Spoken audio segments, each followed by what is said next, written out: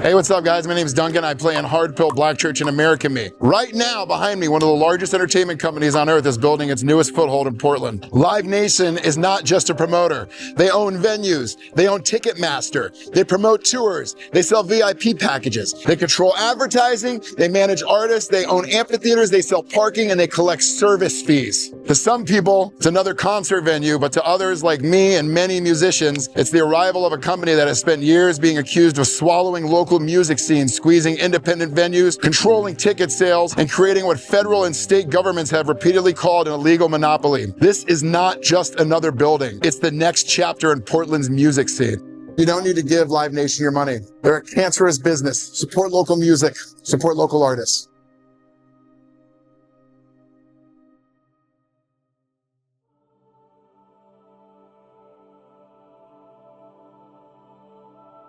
Portland has never been a city built on giant arenas or billion-dollar entertainment companies. It's been built on basements, warehouse shows, neighborhood clubs, and independent promoters willing to take a chance on a band nobody had ever heard of. It's the kind of city where 100 people can pack into a small venue on a Tuesday night and create a memory they'll talk about for years. Like having a near-death experience and having your mom travel 3,000 miles across the country to watch you play a festival in front of your friends. Where local bands share the stage with touring acts, where venue owners know regulars by name, where musicians aren't just customers, they're neighbors, they're bartenders, they're sound engineers, they're the people standing next to you in line for coffee the next morning. For decades, Portland's music scene has grown because independent venues were willing to take risks. Not every show made money, not every band sold out the room, but those opportunities gave artists a place to grow. Poison Idea, Red Fang, and American Me were all Portland local bands who achieved national recognition. Every city has venues, but not every city has a music community. Those are two very different things. A venue is a building. A music scene is an ecosystem. It's the relationships between artists, promoters, venue owners, photographers, engineers, bartenders, and fans who keep showing up because they believe in something bigger than a ticket sale. That's what makes Portland special. So when a company as large as Live Nation decides to build a major venue here, the conversation becomes about more than another place to see a concert. The question isn't whether Portland can support another music venue. The question is what kind of music scene Portland wants to become. Because once the landscape changes, it rarely changes back.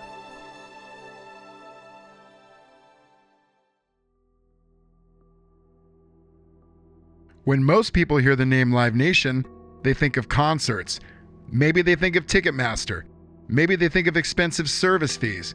But Live Nation isn't just a ticket company.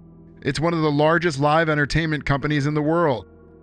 Today, the company operates across nearly every part of the live music business. They promote tours, they own and operate concert venues, they manage artists, they negotiate sponsorships, they sell VIP experiences, they oversee parking, concessions, and premium seating. In 2023, Live Nation's revenues reached $23.4 billion. And in 2025, Live Nation's revenues reached $25 billion. And through Ticketmaster, they provide ticketing services for thousands of events every year. Imagine every part of a concert as a wheel: booking the artists, promoting the show, selling the tickets, operating the venue, selling food and drinks, collecting parking revenue, marketing to fans. Now imagine one company sitting at the center of that wheel. That's what makes Live Nation different. Supporters say this creates efficiency. One company can coordinate tours, invest in venues, and bring bigger artists to more cities. Critics see something very different. They argue that when one company has influence over so many pieces of the industry, it becomes increasingly difficult for independent venues and promoters and ticketing companies to compete on equal footing. That's one of the central questions now being examined in court, because this isn't simply about a new building rising in Portland. It's about what happens when one company becomes involved in nearly every step of the live music experience, from the moment an artist books a show to the moment you scan your ticket at the door. And that's why this construction project has drawn so much attention. It's not just another venue, it's another piece of a much larger system.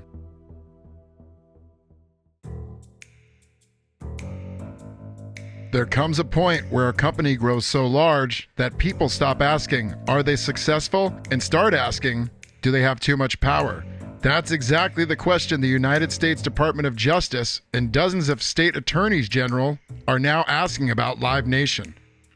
In 2024, the DOJ filed a sweeping antitrust lawsuit against Live Nation, alleging the company illegally maintained monopolies in the live concert industry. According to the complaint, Live Nation has used its control over concert promotion, venue ownership, and Ticketmaster's ticketing platform to protect its market position and make it harder for competitors to gain ground. The government argues this has real-world consequences: fewer choices for artists, fewer opportunities for independent promoters and venues, and higher costs for fans. Live Nation strongly denies those allegations. The company says it competes fairly, that artists and venues choose to work with them voluntarily, and that their scale allows them to bring more concerts to more cities. The lawsuit is still making its way through the courts, so the legal outcome hasn't been decided. But regardless of where this case ends, one thing is difficult to ignore. When the federal government dedicates years to investigating a single company and ultimately asks the courts to consider breaking it apart, that's not ordinary business. It's a sign that the questions surrounding Live Nation extend far beyond expensive ticket fees. They're about who controls live music itself. And if that control continues to grow, cities like Portland may find themselves asking whether they're gaining a venue or giving up part of what made their music scene independent in the first place.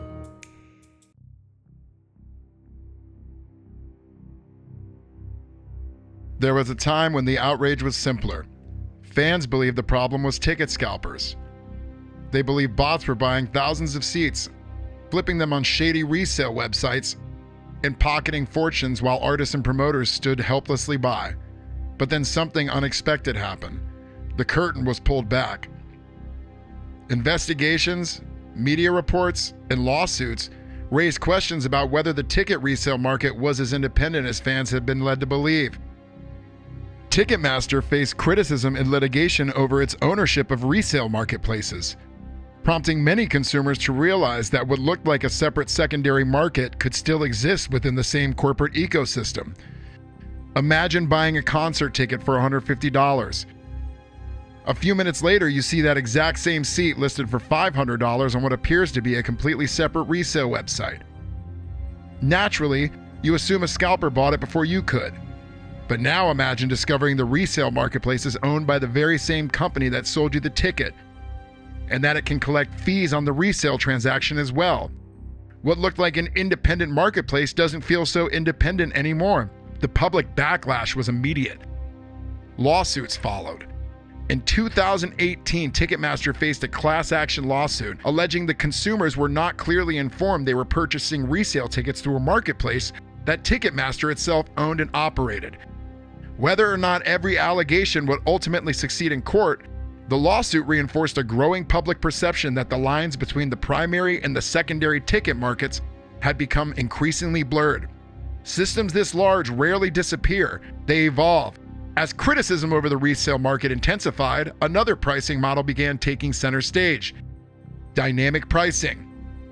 Instead of waiting for a reseller to charge $500 for a ticket originally listed at $150, the ticket itself could simply be priced closer to what the market would bear from the moment it went on sale. No resale necessary, no middleman to blame. The market would do it automatically. The explanation sounded reasonable. Airlines do it. Hotels do it. Why shouldn't concerts? But concerts aren't airline seats. Music has always been sold as a shared experience between artists and fans. Dynamic pricing transformed that relationship into an auction where loyalty mattered less than purchasing power. And here's the part that rarely gets discussed. Dynamic pricing doesn't only increase revenue for the ticketing company, it can also increase revenue for the artists who choose to participate. For major tours, pricing strategies are typically negotiated long before tickets ever go on sale. Artists at the highest levels generally have managers, business advisors, and entertainment attorneys reviewing every clause of those agreements. Yet when fans direct their anger toward Ticketmaster, many artists respond as though the pricing happened without their knowledge, as though someone else made that decision, as though they were victims too. That may be true for some smaller artists with little negotiating power, but for many of the biggest names in the industry, the reality is far more complicated. It's easier to believe in a single villain, a faceless corporation, a giant building, but if the artists we admire also share responsibility for how tickets are priced, then the story becomes much more uncomfortable. The truth is that systems don't survive because one company is powerful. They survive because enough people inside the system benefit from keeping it alive. That's the uncomfortable question this building represents. Not simply whether Live Nation has too much power, but whether an entire industry has quietly accepted that fans will continue paying more as long as the shows keep selling out.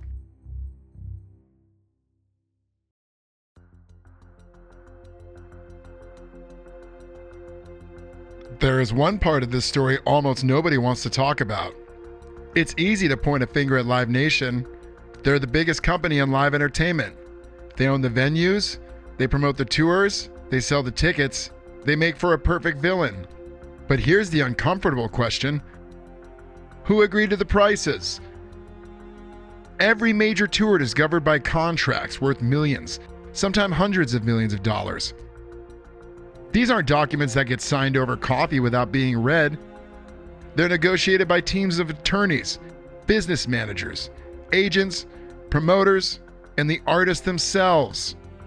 Every clause matters. Every percentage matters. Every revenue stream matters. So when fans are told that dynamic pricing just happened, or that an artist was somehow surprised by what tickets cost, it's worth asking how believable that really is. Dynamic pricing isn't a software glitch, it's a pricing strategy. Someone has to approve it. Someone has to decide whether the highest bidder gets the best seat. And someone has to accept the financial benefits that come with those decisions. Yet, after every controversial on sale, the script is almost always the same. Fans blame Ticketmaster. Artists post statements saying they had no idea. News headlines focus on Live Nation. The outrage lands in exactly one place: the corporation. Now, to be fair, every artist doesn't negotiate every detail personally. Large tours are often managed by experienced teams, and responsibilities are shared across managers, agents, lawyers, and promoters. That means the level of direct involvement can vary. But when you're approving a tour that will generate tens or hundreds of millions of dollars, it's difficult to argue that nobody on your side understood how the tickets would be sold. Because somebody did. The contracts weren't written in secret. The lawyers reviewed them. The managers reviewed them. The business teams reviewed them. And ultimately, the tour moved forward. That doesn't absolve Live Nation of criticism. It raises a bigger question. Has the entire live music industry created a system where everyone profits from higher prices, while only one company absorbs nearly all the public anger? Because if that's true, then Live Nation isn't the whole story. It's the shield. The name fans are encouraged to chant against while everyone else quietly cashes the checks. Real accountability doesn't stop with the companies selling the tickets. It extends to everyone who agreed to the system in the first place. If we want transparency, it has to apply to every signature on the contract, not just the logo at the top of the web page.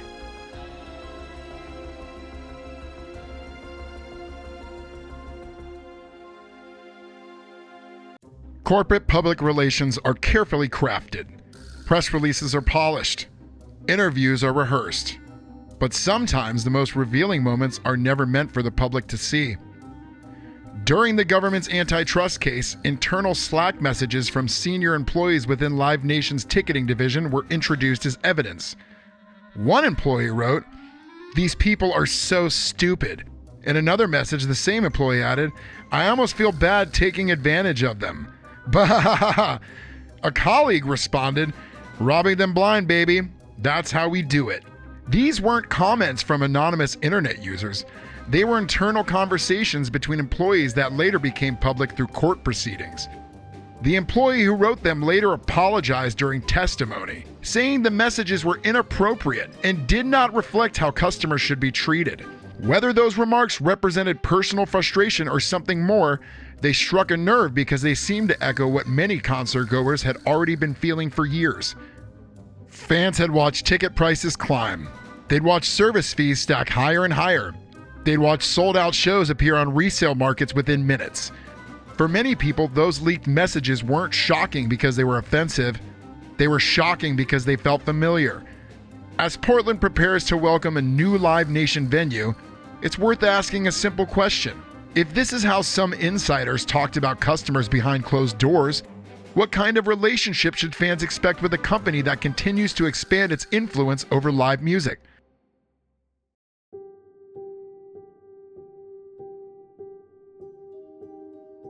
When people hear concerns about a company like Live Nation expanding into a city, the response is often simple. More venues are a good thing. And on the surface, that's hard to argue with. A new venue can bring jobs. It can attract major touring artists. It can create more opportunities for fans to see shows that might have skipped Portland altogether. Those are real benefits, and it's important to acknowledge them. But for many people who have spent years building Portland's independent music scene, the concern isn't that another venue exists. It's who owns it. Independent venues don't just compete for ticket sales. They compete for artists, for tour dates, for sponsorships, for advertising, for experienced staff, for the attention of fans with a limited entertainment budget. When a national company enters a local market with deep financial resources, those dynamics can change.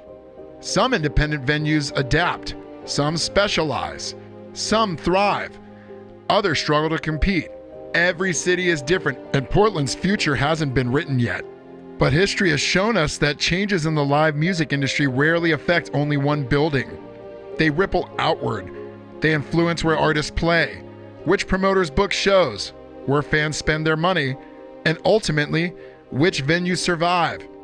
That's why this conversation matters, because Portland has never been defined by one venue. It has been defined by dozens of them, places where local bands played their first show, where touring artists stopped before they were famous, where friendships formed in line outside the door. Those places helped shape Portland's identity. So the question isn't whether this new venue will be successful. It almost certainly will be. The real question is what its success means for everything around it.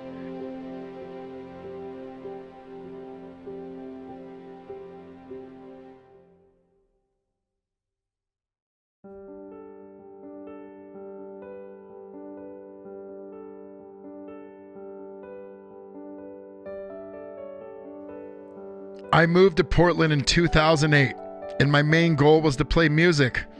I wanted to immerse myself as much as humanly possible and get my hands in as many projects as I could. Over the past 18 years, I have seen so many venues come and go, with so many great bands disappearing because the matters of the world are so expensive. It has been so disheartening watching Portland open its arms to Live Nation. I have so many memories of having the ability to open for so many of my heroes, and slowly as these small networks of people are disconnected more and more, we lose so many of these opportunities. But with death is rebirth, and I have seen so many new venues rise up with the youth fully taking charge of a new era. This city is coming up on a golden aged era of music.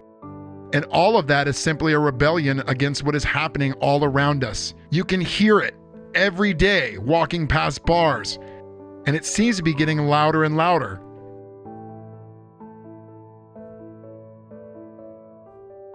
Thinking that this is a tidal wave you cannot stop feels defeating, and I am not encouraging anyone to fall into that. I think the answer is truly making music and meeting people who want to bring that to spaces that could use it.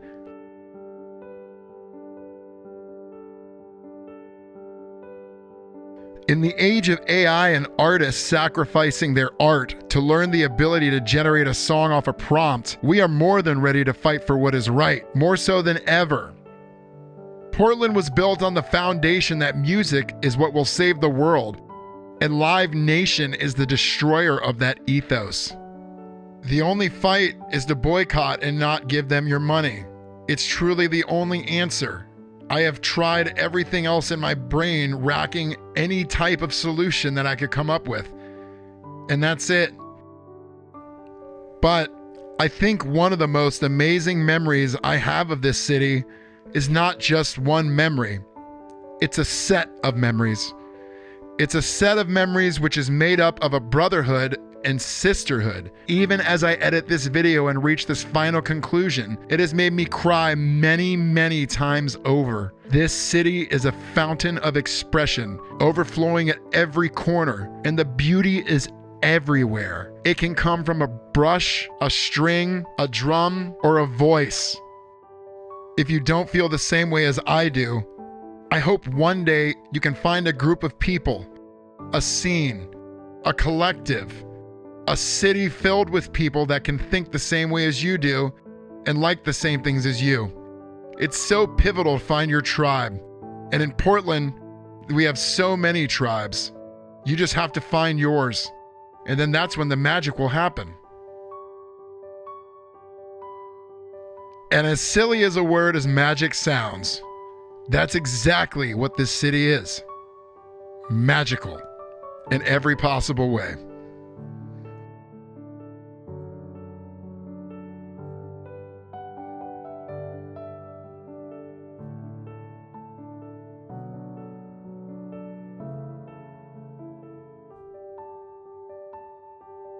And at the end, who knows? Maybe this venue does bring bigger artists.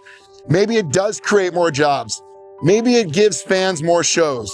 Or maybe Portland slowly becomes another city where one corporation controls who plays, where they play, how tickets are sold, and who profits. The construction is easy to see. The long-term impact, that'll take fucking years. And in typical Portland fashion, it's so crazy sometimes, you know? We got this corporate building, big stadium being built, half a block away. Right under our bridge, you got some kids playing music for free.